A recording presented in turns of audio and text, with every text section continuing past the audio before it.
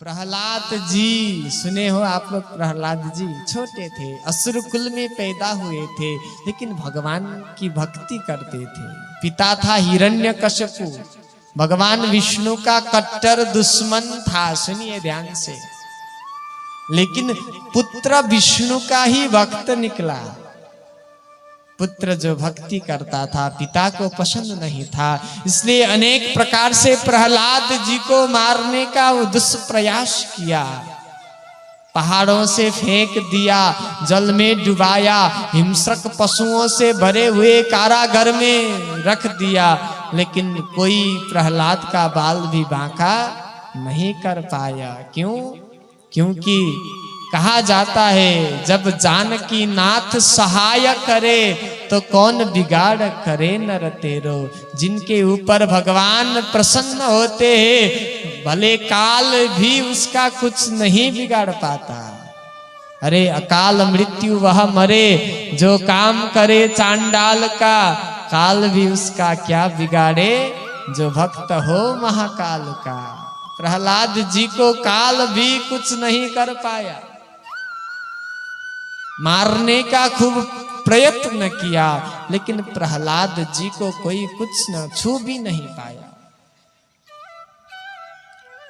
जाको राखे साइया मार सके ना कोई, बाल भी बांका कर न सके जो जग बैरी होई। प्रहलाद जी को रात दिन मारने का प्रयास करता था, लेकिन प्रहलाद जी के हृदय में जो भक्ति थी, भक्ति में कभी कमी नहीं आई। ध्यान से सुनिए, कभी भक्ति में कोई कमी प्रहलाद जी के जीवन में नहीं आई। प्रहलाद जी तो कहते थे पिताजी आप निंदा करो या आप हमें मार दीजिए भले, लेकिन हम भगवत भक्ति नहीं छोड़ेंगे। तब एक दिन एक होलिका नाम की राक्षसी थी। इस होलिका को वरदान मिला था कि आग होलिका को कभी जला नहीं पाएगी, कभी जलाती नहीं थी आग होलिका को। तो होलिका दौड़ी दौड़ी आई और पिता हिरण्यकश्यपु से बोलने लगी, देखिए महाराज मुझे आग नहीं जलाती है, इसीलिए एक चिता जैसा बना दीजिए लकड़ी का।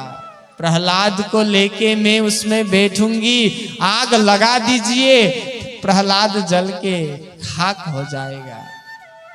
तो वैसे ही हिरण्यकश्यप ने किया, लकड़ी का सेज बनाया, उसमें प्रहलाद को गोद में लेकर राक्षसी होलिका बैठ गई।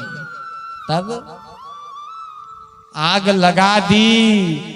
होलिका जिसे वरदान था आग छू भी नहीं पाएगी, वही होलिका जल के खाक हो गई। प्रहलाद का बाल भी बांका नहीं हुआ। क्यों? क्योंकि जिनके ऊपर भगवान प्रसन्न होते हैं, दुनिया भी बैरी हो जाए उसका कोई कुछ बिगाड़ नहीं पाता। तब होलिका का दहन हुआ, होलिका जल के खाक हुई, लेकिन प्रहलाद जैसे के तैसे सुरक्षित बच गए। तब से होलिका दहन का ये परंपरा चली आ रही है। आज भी होली यानी समानता का पर्व है। इसमें कोई बड़ा नहीं होता, कोई छोटा नहीं होता, कोई काला नहीं होता, कोई गोरा नहीं होता, सब एक रंग में रंग जाते हैं। कोई ऊंच नहीं, कोई नीच नहीं, कोई जात, कोई धर्म, कोई पंथ, कोई मजहब नहीं, सब भारतीय सनातनी होकर सब होली खेलते हैं। और अधर्म के ऊपर धर्म का विजय उत्सव है होली का पर्व। आप सभी को होली की हार्दिक मंगलमय शुभकामना देते हुए सभी से निवेदन है, आज होली का दहन करेंगे। बुराइयों का दहन ही होली का दहन है। अंदर जितने भी बड़े पड़े हैं काम क्रोध लोभ मोह मद मात्सर्य, सबको निकाल कर वहां जला दीजिए जहां हम आज होलिका जलाएंगे। सब दुर्भावनाओं को निकाल कर होलिका दहन के साथ आप जला दीजिए, आपका मन पवित्र हो गया, मानो होली सफल हो गई।